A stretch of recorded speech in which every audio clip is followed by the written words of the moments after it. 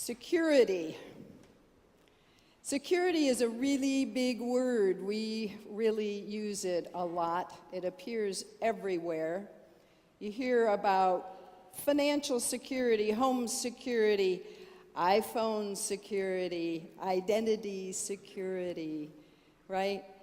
The word security comes to us and at us from all directions. We have global security, world security, national security, border security, and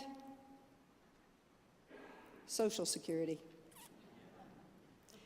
We spend thousands and thousands of dollars and many more hours trying to ensure ourselves for our safety, don't we? We buy car insurance, house insurance, life insurance. Oh, for pity's sake, we even do, what is that? What's that called? The marriage thing. Prenup, that's it, yeah. Yeah, I mean, we do prenups to keep our marriages somehow safe, don't we? We seem to feel that if we wall ourselves off from all that threatens us, if we pass enough legislation, if we spend enough money, we will all be safe, right? We also know that's total, utter folly. We know there are no guarantees in life, and we also know that in a nanosecond, what we thought was security can be taken away from us just like that. We all have experienced stories where our security has been, if not shaken, taken away. We've at least watched the evening news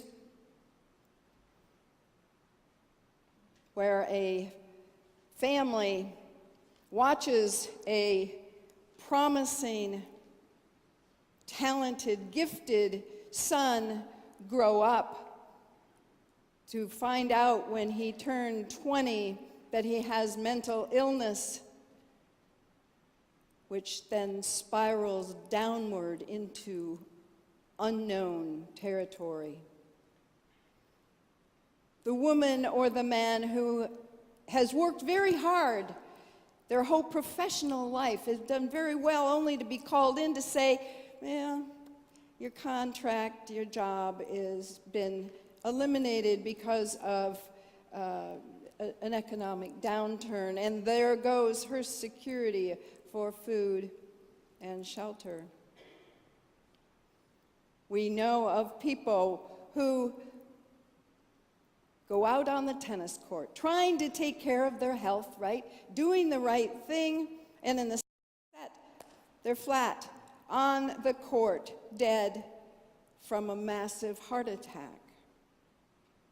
We know these things can happen very quickly.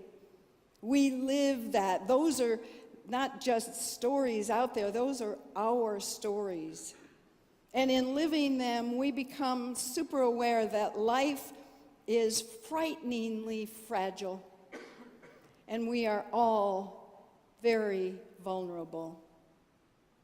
But today, on Good Shepherd Sunday, we hear a different word. We hear Jesus telling us all something very different, those of us who look squarely in the face of insecurity in our lives.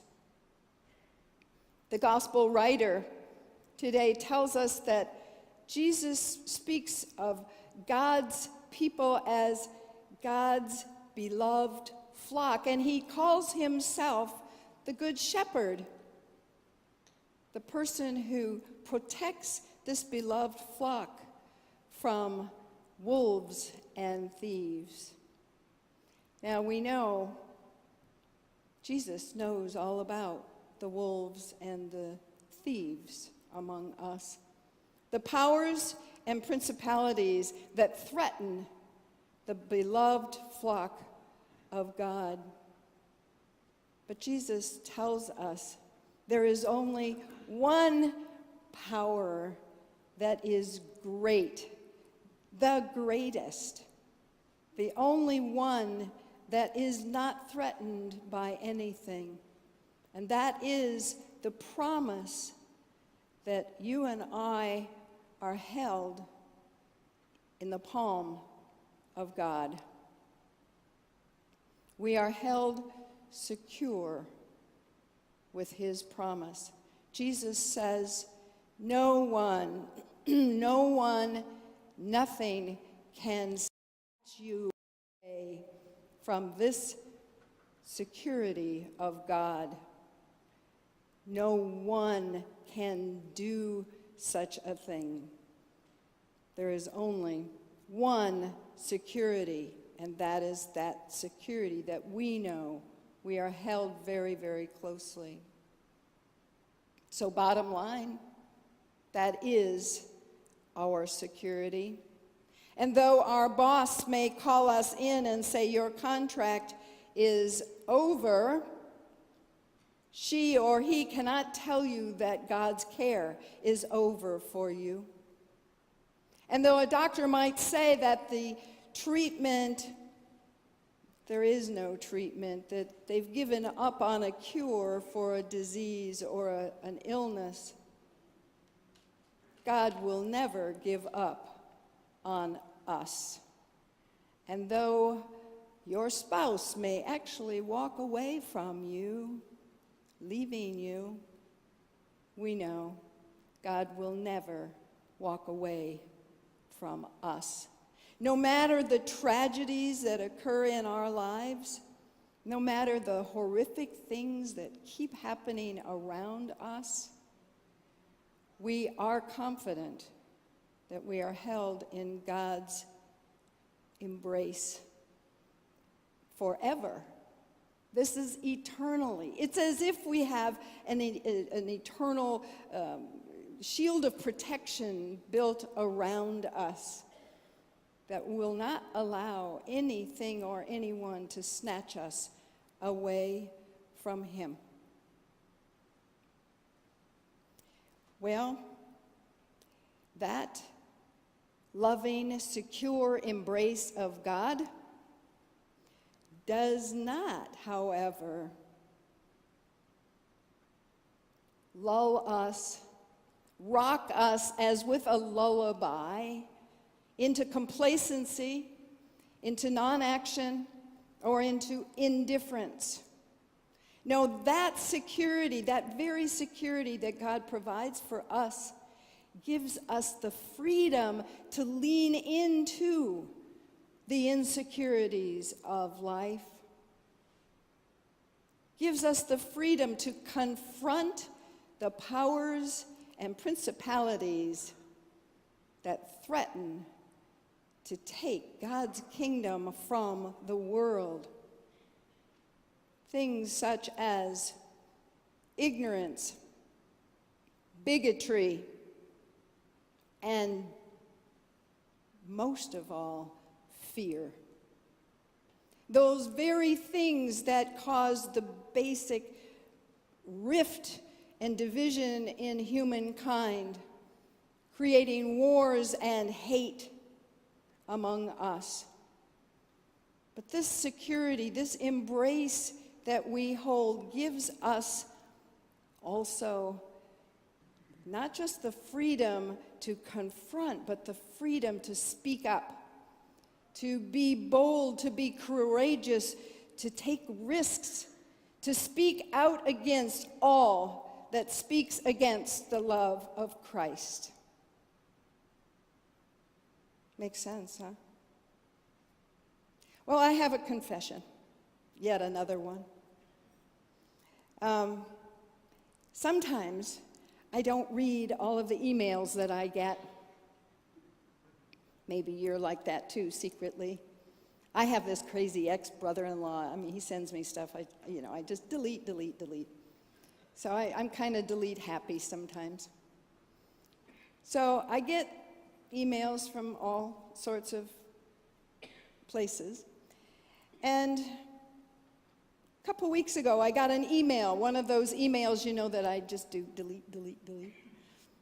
But for some reason, probably a God reason, I always say, I did not delete this email. And I read it. And sadly, I was sickened by the hate that I read in those words. The hate against Muslims and against refugees, though it really doesn't matter what the hate is directed towards. This one just happened to be directed toward Muslims. I was left with such a feeling of powerlessness against those other powers and principalities that are ignorance and fear and bigotry. I felt sickened by it. I didn't know what to do when I read it. I just was aware of all these feelings that I was having, and so you might guess what I did. I needed to make those words go away, right? So delete. I deleted them very, very fast. And yes, the email went away for sure. But that feeling inside, I'm sure it was Jesus saying, "Oh, I'm so disappointed in you." I knew that I had not lived up to my commissioned identity. I had not been bold. I had not spoken out against the very things, the antithesis of Jesus and his teaching. I had done nothing, basically. I had done nothing. So I was just left with this stirring, this Jesus inside of me. And of course, as Jesus is wont to do, the next week, I got a do-over because I got another hate email from this same person. This was my chance to follow Jesus. And so I had a chance to respond by mustering up as much love as I could to respond to this email. And I asked, my first sentence, though it might have been a little strong, I asked that I not be included on any further hate emails that she might be sending around. I mean, in my head, I could not take part, as passive as delete button is. I could not be a part of the wolves and the thieves that were amongst us. I could not do that. I then suggested to her that she might want to revisit the Bible. Perhaps she might want to review what Jesus says about love, about welcoming the stranger, about showing hospitality to the marginalized. What she does with that email, that, I leave that up to Jesus. But I know that Jesus is always in there with us. I'm grateful that he is with us and for us, nudging us as he will do with these feelings inside, helping us to stand up and against and confront those wolves that are among us. And sometimes he gives us a do-over so that we can actually live into our Christianity.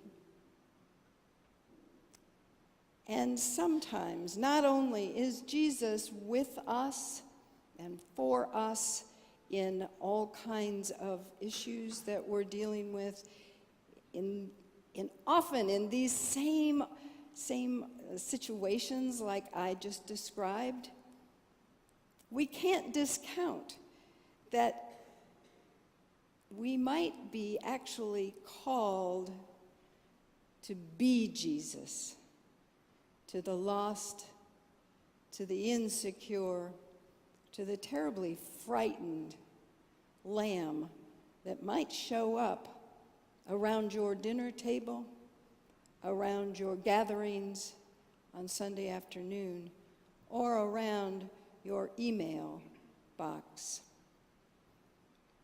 We might be called to be the bridge home for those who might unknowingly be following the other powers and principalities that desperately want to take us away from God's kingdom.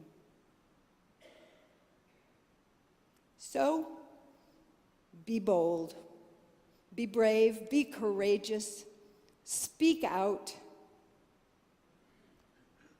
share your love abundantly, be Jesus in the world.